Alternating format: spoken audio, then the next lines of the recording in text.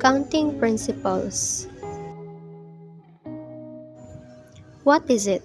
It is also called a fundamental principle of counting or the multiplication principle. It is a rule used to count the total number of possible outcomes in a situation. The multiplication principle states that if an event A can occur in X different ways and another event B can occur in Y different ways, then there are X times Y ways of occurrence of both the events simultaneously. To put it simply here, let us say that in a sequence of n events in which the first one has k sub 1 possibilities and a second event has k sub 2 and the third has k sub 3 and so forth, the total number of possibilities of the sequence will be in this form. Let's have some example. Kate is trying to decide what to wear. Different colors of the tops: purple, yellow, and orange. Skirts in the following colors: black and white. Assuming that she selects one top and one pair of skirts, how many different outfits can Kate choose from? In this case, there are 3 options for choosing a top and there are 2 options for choosing skirts. Thus, there are 3 times 2 equals 6 total options. Here is a table where each row represents a possible outfit. For the top, purple, yellow, orange, purple, yellow, orange. For the skirt, black, black, black, white, white, white. As expected, there are 6 possible outcomes. Let's have another example. Tossing a coin and rolling a die. For the coin, we have the head and the tail, in which we represent it as H and T.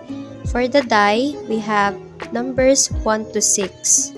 We have here the tree diagram, which results to H1, H2, H3, H4, H5, H6, and T1, T2, T3, T4, T5, and T6. So, 2 times 6 is equals to 12. Therefore, there are 12 possible outcomes. Way to go to another example. Suppose Anne have 2 pairs of shoes and 3 pairs of socks. In how many ways can she wear them? Since 2 pairs of shoes are available, the possible ways of choosing a pair of shoes are 2. With any pair of shoes, any of the 3 pairs of socks can be worn at a time. Therefore, for each pair of shoes, there are 3 choices of socks. Similarly, with 2 pairs of shoes, there are 6 choices of socks available. Since 2 times 3 is equals to 6. To clearly understand more, let's use this figure. Look at the figure. We have the results: A sub 1, B sub 1, A sub 1, B sub 2, A sub 1, B sub 3, A sub 2, B sub 1, A sub 2, B sub 2, A sub 2, B sub 3. Therefore, there are 6 possible ways that Anne can wear them.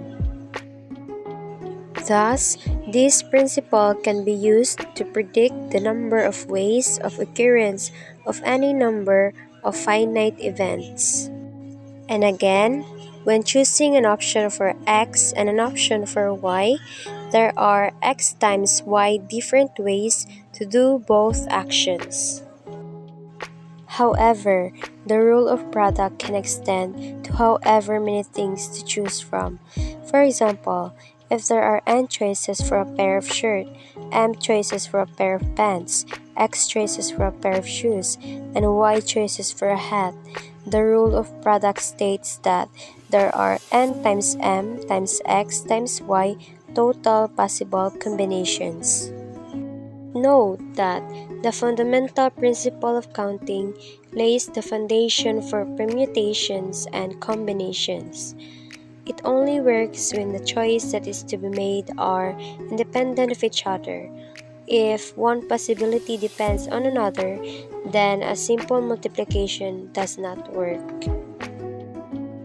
Importance: it helps to determine how selection is done on the basis of available choices. It simplifies the approach of selection, considering all the possible choices and their combinations for calculating the probability.